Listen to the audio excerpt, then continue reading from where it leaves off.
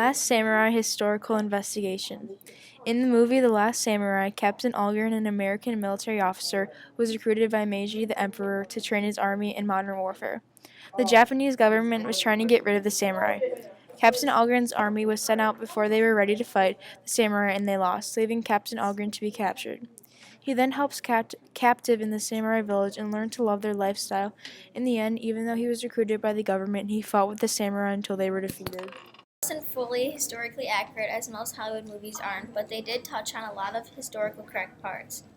Throughout Japan, the samurai way of life dominated Japan until the Meiji Restoration took over and changed Japan forever. When Meiji first took over, the empire was very weak. This was also the case in the movie. By the time of his reign was over, Japan had a very powerful army and navy. Samurai way of life ended during the Meiji Restoration. In 1876, the government banned wearing a samurai sword, which is demonstrated in the movie when Katsumoto wasn't allowed to bring his sword into the council room. Another truth, in 1877, the government's newly drafted army armed with modern weapons defeated the last resistance of tradition, samurai. This event was shown in the last battle of the movie. Film's small inaccurate history was presented. In the movie, Captain Aldrich was sent to sell and train the Japanese army in new modern weapons, while in reality at the time, Japan only let in a few traders from Europe, but in the 17th century they were all expelled and forced to trade out of a Dutch port. The movie never really explained or said anything about how the Western powers did indeed force Japan into a treaty to limit their control of foreign trades. In the film, they showed a samurai dying for their lifestyle, which was the case, but also former samurais also took jobs in business and professions. Nobara, a samurai, was dehumanized by the government in the film by the government soldiers cutting off his top knot, which was very dramatic for the character. This turned out to be more common for ex-samurais to cut off their top knots to join modern styles. Quasimodo was the only one to go to the council in the film, which really, in reality, samurais would enter the elite ranks in politicals of industry. In the movie weren't people, but they were based on historical people. Captain Algren was resembled after Jules Brunet.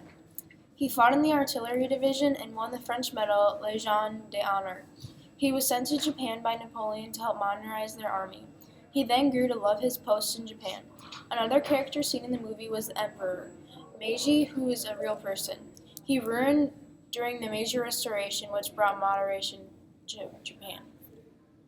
Something else we wanted to share about the movie is when Quasimodo says to Captain Aldrin that the perfect blossom is a rare thing. You could spend your whole life looking for one and would not be a wasted life. Quasimodo was pointing out the beauty in the life and how we should not take the little things for granted and they shouldn't be overlooked. The historical lesson presented in the film was demonstrated when the machine gun was introduced and used by the Japanese government against the samurai. It showed how weapons had been updated or modernized within a short time, or in the movie, just a winter while Captain Aldrin and being held captive. This government had a goal of being able to control every group in Japan, and the samurai was one that they couldn't. Their solution was to destroy them. While they were trying to accomplish this goal, they ended up dehumanizing the samurai. This is very well seen when the soldiers cut off Nobara's top knot in front of everyone in the city.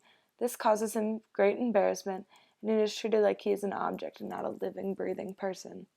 In the film The Last Samurai, both historical, true, and false historical events are shown, but the movie still brought strong connections to the Industrial Revolution.